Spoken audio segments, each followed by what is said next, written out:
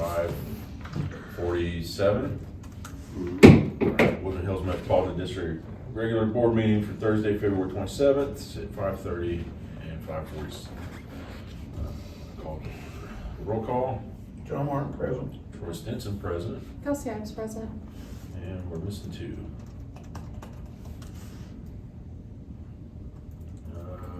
Do we have any motions to excuse anybody? You don't have any for me either. All right, so we're missing two. We do have a quorum. Item 3, director disclosures. None. Item 4, approval or disapproval of the agenda. I'll make motion to approve the agenda. I'll second. Motion to approve, and a second by John. Any other discussion on the agenda? No. No? All in favor? Aye. Aye. Any opposed? All right, item 5, president's welcome. And we don't have anybody here, so everybody at home watching, welcome. This should be a much more quiet meeting, not as rambunctious as what's going on in the world right now. So, welcome if you're watching from home. We do have elections coming up. Tomorrow is the deadline, correct? So for people who submit nominations for the board of directors to come and have fun meetings and laugh and joke and do good things for your community. So, with that being said, there's not enough people here. I don't think I really need to cover rules of conduct, so we'll go straight to item 6. Public comment regarding the current board business not on the agenda. Well, we do pledge Whoa, good catch, thank you. Pledge allegiance.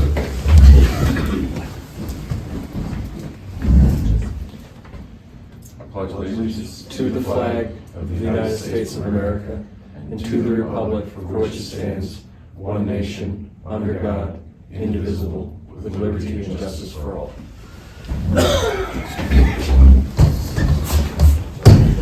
Good catch. I was on a roll. All right, item 6, public comment regarding current board business not on the agenda. No? None? All right. Item 7, approval of January financials. All right, up on the monitor. Overall, actual revenue for the month of January came in at $844,566 on a budgeted 1.239 million. So revenue loss of $394,000. Majority of that is you're not seeing any developers really paying any tap fees, water acquisition fees, things like that. Monthly revenues for like user fees. So the month of January, keep in mind we bill in the arrears, right? So the money we're bringing in January technically is from December. Well, December is not a high water usage month. So you're not going to see a lot of water consumption. So you're just really just getting kind of the bare bones minimum when it comes to our monthly fees. So nothing I'm super worried about as we go throughout the rest of the year. I can dive into specific items on the revenue side when we get there, but again, I'm not super concerned. It's only January. So total expenses for the month came in at $523,906 on a budget of $810,527. So we made up some ground there at $286,000 positive variance to budget. So overall net income came in at $320,659 on a budget of $428,000. So we're just shy $108,000 from a net income perspective. Again, not worried about being able to make that up throughout the year. The busiest time for us revenue wise is going to be with all the water consumption once that starts to hit, and then on the Parks and Rec side as well when they start to get super busy, and then development starts to roll in. We do have quite a bit of development that should start to kick up here with various tap fees and water acquisition fees. So, any questions on the overall? No? Okay.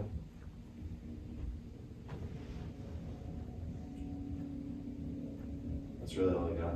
Assume we've already started accounting for the money from Grandview. It's on the budget, it just kind of lives there, but there isn't anything necessarily guaranteed. Based off the IGA, they do have a tap reservation schedule, but the next payment is not due till the lift station is built. Yes. So we've got time. Year and a half Yeah. overhead. So there's a lot of time before we even start seeing money from there, but Paintbrush Hills is continuing to build out 514. We also have been in contact with that front development, which is Falcon Reserve. They supposedly are gonna start development this year, so there could be some tap fee money coming in for wastewater there. Don't have anything for Falcon Highlands for this year. They do have that structure that's built behind, kind of next to Gerber and everything. They haven't paid any tap fees yet because they don't know what's going in. So no meters have been set, nothing's going in. So once that's kind of figured out, we'll get paid, but that's kind of in flux right now. Wouldn't be that much anyways. It's only $5,000 per SFE, so it's not a big sum of money. Falcon Fields, we actually just had a conversation with them, what was it, this week, right? Mm-hmm. They have already started to import dirt, and they have a construction schedule that they shared with us, but they're 18 months. Next year. Yeah, so we won't see any tap fee revenue from them for a while. But we do have, within the district proper, you've got the development behind 7-Eleven. There's supposed to be another structure going in back there. There's the Dunkin' Donuts. There's the parcel next to Dunkin' Donuts. That is a dentist office, right? Quality dentist. And then to the right of that is supposed to be another Life Church. And then you obviously have over by the Falcon Marketplace extension off Owl Place. Obviously, all that site development work's going on, so I expect that infrastructure to be laid in taps probably sometime late in the year, right? Yeah, it should go quicker once we get this ordinary put in. So it could be even mid-year. So the commercial is really where we make our big money. So it's kind of a wait and see kind of game. And they got that Circle K going down there. Well, yeah, Circle K, they've already paid though.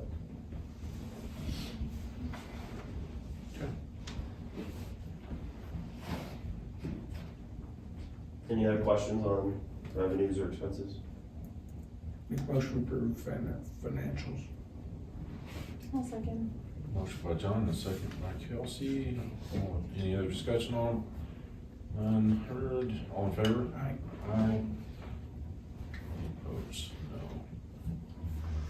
No. Motion carries. Item 8 is approval of the January 23rd, 2025 meeting minutes. I'll make a motion to approve the January 23 minutes. Second. Motion approved by Kelsey, second by John. No other discussion? None heard. All in favor? Aye. Aye. Motion carries. Item 9, Park and Rec report. Any questions on the report submitted? I don't had have my notes. one on the field, 125 yard field, that's what's, 120, yeah, 120 regulation, soccer, lacrosse, football. okay. And are we doing bleachers and everything over there, or just the track Just arena? we're getting another set of metal bleachers to match the ones we have, but mainly relying on camp chairs and typical way. Okay. On the software, so it says mobile, you wanna be able to like check in remotely and then have the door open. As far as like accessibility goes for our like more older community members, how will they be able to do that? They'll be able to get cards from the recreation center, RFID cards. Okay. But a non-starter for us is not to have the ability to use the mobile devices. Because right now we don't, so what we want to be able to do is, with the current ones that we've already been talking to, it'll go to your Apple Wallet or Google Wallet, and it'll have a membership barcode, and that's how you'll walk up to RCE Gym, scan that on the barcode, or down here at CCW, Got instead it. of the key fob that you get. It does a couple things. One, it manages our access better, so we can run reports. If someone moves, we can deactivate it very quickly. They can't just hand a fob off to somebody, which happens a lot. They'll move with your new home, or have our key fob, and then we don't know who's coming or going. So it gives us a lot more access, but it also reduced the fee for our community members, because there's a fee for those fobs. That'll go away, so now it'll just be sign up for CCW, get your app, and it'll be good to go. So it creates a win-win for the community. Right now, we don't even have that opportunity, so that's why it's another starter. For whatever platform we go with, it's gonna have to have that ability. But for like residents who don't have like, A I guess, smartphone? a more advanced phone. Yep, But they'll have just like come the to the physical recreation cards. center, get an ID card, and print it out, and you're good to go. Lighting at Horseshoe. What kind of, are they putting new lighting? No, we weren't gonna put lighting in there on this one, Okay. just that would make the cost go up significantly. We wanna get it'll do a couple in one. Belkin's getting just heavily used, so to disperse that, but also we don't have anywhere to do some things like full football and, cause that feels like 80 yards, so we don't have the ability to use that space, so we're just trying to create more ability. And then we're gonna put that crusher finder, crushed asphalt lanes around it to hopefully, we talked to Liberty Tree, there's some use there so that we can partner with some things on there and do some rentals, and, which they're a big part of our community, so we wanna try to identify some of those needs. We've been in talks with D49 as well, but they're in no financial position to come in as a partner, but they may have opportunity to rent from us. Correct. We'll see. We would love, Marcus and I would love to have a big partner like that, a school district that's usually very successful in recreational, but unfortunately, there's just not that ability for the area right now. I don't want us to get in a position where cause there's already a lot of complaining in the community about use of basketball, about it being rented out so often, and Yep. people not being able to, residents not being able to use it, it always being rented out. I don't want the district to get in a position where the people that are paying the majority for these amenities can't use it when they want to. Yeah, and and we ride that line very carefully. A lot of that is our own program, youth sports, adult sports, things like that, because we have the work that we do, have adult basketball and youth basketball. And then, when the gym opened, they did a partnership, they rented out the Liberty Tree for the basketball. And then the homeschool, high school league was that Saturday, that ended, last week, I believe. And those are the only two historical ones. Anything now we're pushed either before we open or after we open to limit that. Those ones we identified as keeping. One is most of those kids are our community kids anyways. So if we took that away, that access, they wouldn't have access even what little land they do have. So we're still deeming that important for the community. Some people don't love it, but when you have this gym full of kids versus two kids playing hoops. Right. There was just a lot of chatter over the Yeah, I last saw couple that. months that are, and it's not overwhelmingly, but it still is something we need to make sure we're monitoring. Yep.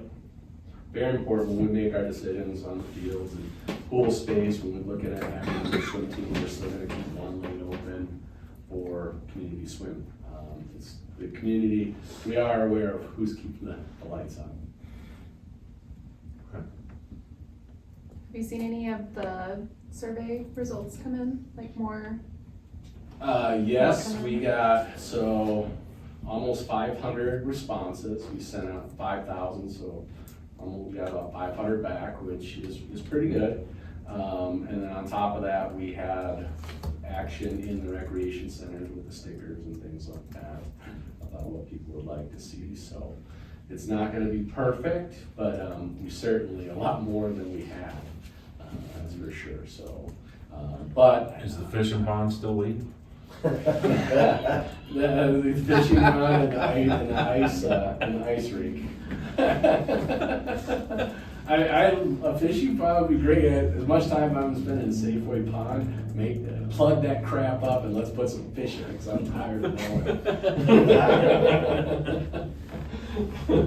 But I think the black squirrel would have a little bit of an issue with us doing that. Yeah, they would. But yes, we are on our way of the community engagement portion of it. I don't want to say too much because they're still working on it, works in progress, and some of the things we were talking about in executive, I think, kind of got Carter's brain rolling on these two, on some of the stuff. That's what we're talking about, some of the stuff in executive. Okay.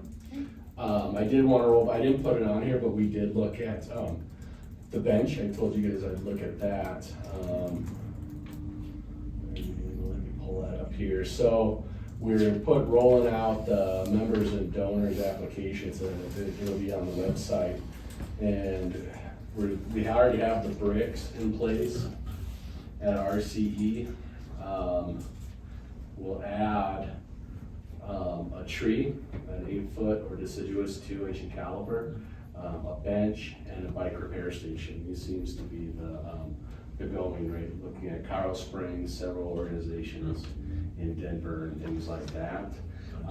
Their prices were a little bit higher. I put it to scale, looking at actual product, and you can't ever put a price, because once you put a tree in the ground, you're gonna water it. You have a bench, you're gonna maintain it. But the brick was 70, we already have that in place. Trees 800, bench 1750, bike repair station 1500. And then we do our best when we put them in. We work with the person, where's your preferred location, alternate location. Some places are completely off, like Belkin. We won't ever put anything at Belkin, just because we've already identified what Belkin is, and that's special as it is. So there'll be in other areas of the district. So now to go live next week, after this meeting. Cool. Very cool. Anything else on Parks and Rec? No? All right. And in my report, I did say that sorry, I didn't mean to be Jed here. Complex. In there, I was meeting with one of the contractors for the parks prior to writing this report. We'll come in at budget, so that was a very good thing to hear, that we're within our plans that we're gonna do. That includes the field, the crushed asphalt, putting in new irrigation heads that won't be in the surface of play, they'll be on, so they're actually have to throw the water, so the whole different irrigation system and stuff. And then also that includes site planning and permitting, so really crown, and it'll all be, and then the exterior of it will actually go towards that storm drain, because it gets very wet out there. So there's a lot of manipulation that they'll be doing on landscaping too, so all that came within budget. Cool. And Marcus and I were talking about that in terms of, one that's a really good use for that piece of property that we haven't really done anything with, but also for those community members that, their house backs up to that field, having something that is well done and maintained. It's not only will it be of great value for use, but also value in terms of property too. So we think it's gonna be a hit. Well, the community will let us know. We'll find out. Thank you, Marcus. You're welcome. Item 10, water report. Well, do you have any questions about the report? I do. Okay, The motor appeared Theriot. that is a reclaimed pump motor that we were waiting for when we had the plan went online. This was a back-ordered item from Filtronics. Once we installed it and dialed it in, we had used it. It burned up because we're using this much of a motor when it's capable by like that much or more. Why do we have that big of a motor and That's- having so little? Because that is what was bid for the application from the manufacturer. So that plant was supposed to do 1,500 gallons a minute. We're only doing a little over 200 gallons a minute. For the reclaimed water, per state regulation, we can use up to 10% of the water that's reclaimed. So if you got a 200 gallon pump motor, you're doing 200 gallons a minute in your plant, and you're doing 10%, you're using about 8-9 gallons a minute on a pump. And when it runs at a low hertz, it burns the motor up. So we're looking into getting a smaller motor and pump for that application. So, but in the meantime, we already got the new one. We just bought it in 2 pieces, and we're gonna be installing that tomorrow. So we got the second piece today. So my real question, was this a design failure from the engineers? From Filtronics, from their engineers, yes. Okay. Was there any downtime for the first 2 items on yours? We still run the plant, we just have to run the water to wastewater for the reclaim, so we can keep the tank down.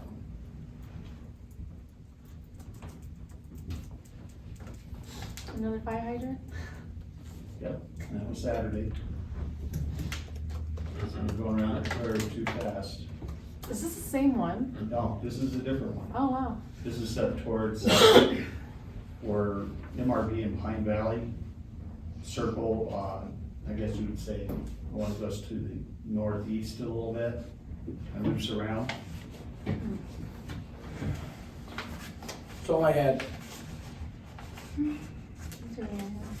Trying to remember. How do my notes now at work?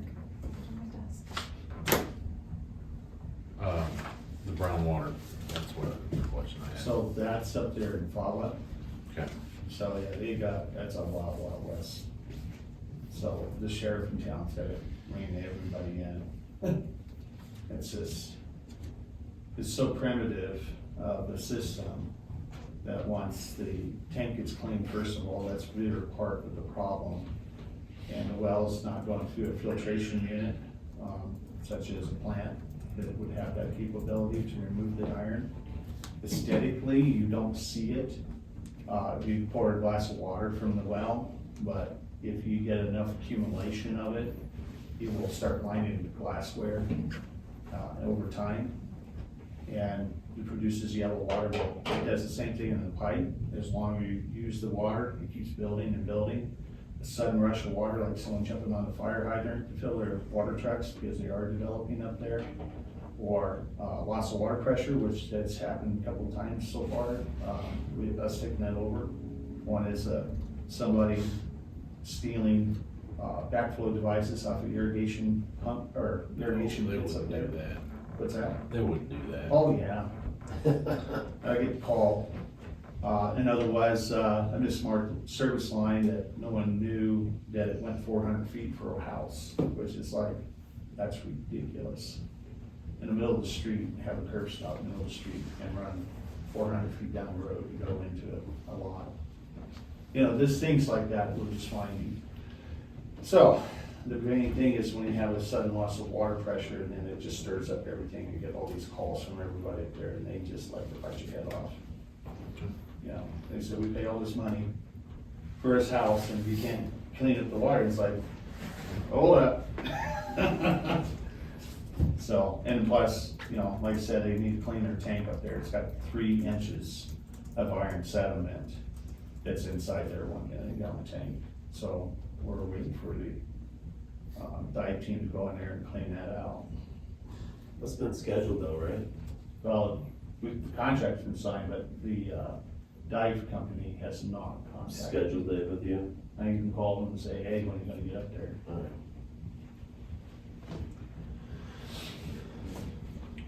Thank you, sir. Thank you. Item 11, wastewater report. Yeah, so only 2 things to add to that report is, surveyors, came up to the site to start working on the plans for the plant, so, actually they just left the same time I did. In fact, they didn't see me, they walked me in, so. But it's been going good, they got a bunch of like 3D modeling done inside the plant, outside. Only had one little issue, so I don't even know where they're from, Denver. So they're staying down here somewhere, so we're letting them just work until they want to quit for the day. But for some reason, last night, someone got the bright idea, they wanted to move our total polymer out of the way. Yeah, didn't realize it's hooked into the system and snapped a bunch of fittings off and dropped like 4 gallons of polymer on the floor, so we had to rebuild that this morning, but that leads into, it wasn't that big a deal because Tuesday night, the polymer feed pump blocked up on us, which I thought no big deal, I had a spare sitting on the shelf. What I didn't realize was, there's 2 pumps on the system, they're the exact same motor, everything, except one shaft is keyed and one isn't. One we needed was keyed, and then the one I had was a round shaft. So, got the right one coming, it's supposed to be here next week, but I found a cheap pump, or motor from Granger, had it overnighted, and we just got it back on about 2 o'clock this afternoon, so. So, still operational. Awesome. Any questions? A few. How did the wastewater seminar go? The Penrose House, how was that? Good. Bunch of different little sessions in there, and there's a lot of wastewater people from around the area. And then the Falcon Meadow Campground? So that one, we can make that water return right work, but, Mike and Wayne are working on an extraterritorial agreement with them, because we can't find any documentation on our end that it was ever, essentially Jerry never signed anything with it. For the sewer tie-in? Yeah. This is actually an executive session item. So, Okay.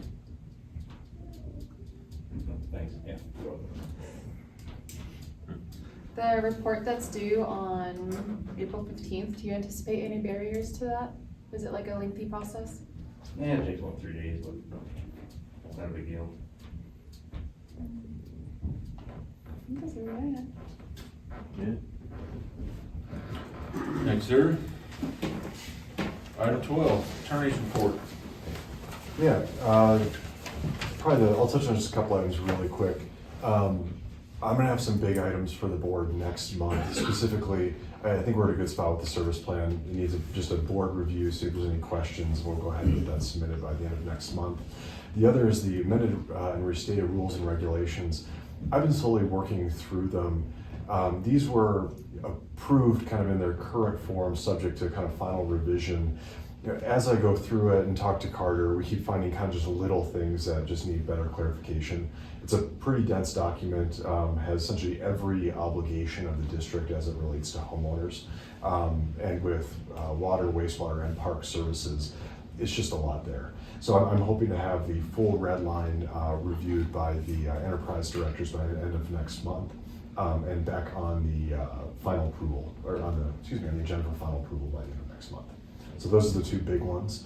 I'll touch just really quickly. I expect by the end of next month, our firm will probably have a legislative update. Usually we do kind of a mid-session update for kind of legislation that'll impact our district clients. I'm expecting that by next month, so we'll be able to discuss any large items on there. Really the big one that I want to just kind of put out there is there's currently a water tap bill, if you're not familiar with it yet, which there's a nice little one-liner to end the bill that states that if a district has capacity, it shall provide the service. It's not clarified whether that's only within the district's boundaries, internal, external. It's not well defined. I know that's being revised currently. Yeah, I didn't think it was out of committee yet. It's still in committee, right? Still being discussed, yeah.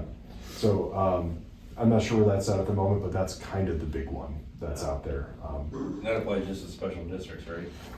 No, I'd have to go back and look. I know it does apply to special districts. I'm not quite sure how far it goes beyond that. Marcus and I have been in contact about a couple of the pieces of legislation that passed last year, specifically the all-electric lawnmower legislation that passed last year. It doesn't apply to El Paso County, so it doesn't apply to the district. So the district's good to go with its normal gas-powered machinery. Yeah. Because those mowers will look funny with solar panels on.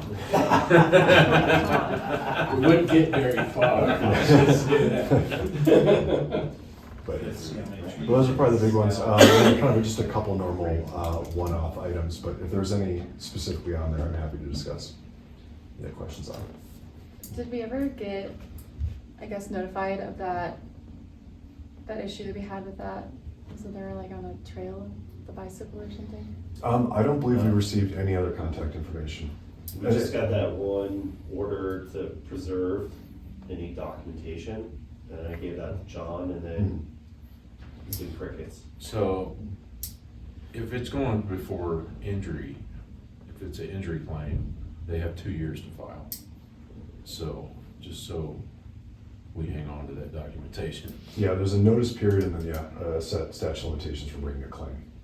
so I just wanna make sure we just keep it all filed away, hang on to it. Yeah, and truthfully, after discussions with the enterprise directors, there's not much. I mean, there's like maybe 10 documents total. It's really nothing there. Yeah. Any other items on there for you? No, sorry. Okay. Where were you at with the audit? I mean, where are they at with the? So I have with their a audit? follow-up call with them tomorrow Okay. to hopefully finalize the last little bit of activities that they need for me and my staff, and then we should be able to report the findings at next month's board meeting, and then we'll have a couple months of a break, and then we'll do it again. It's fun. It's fun. Your job's fun. I love it. That's not what you said.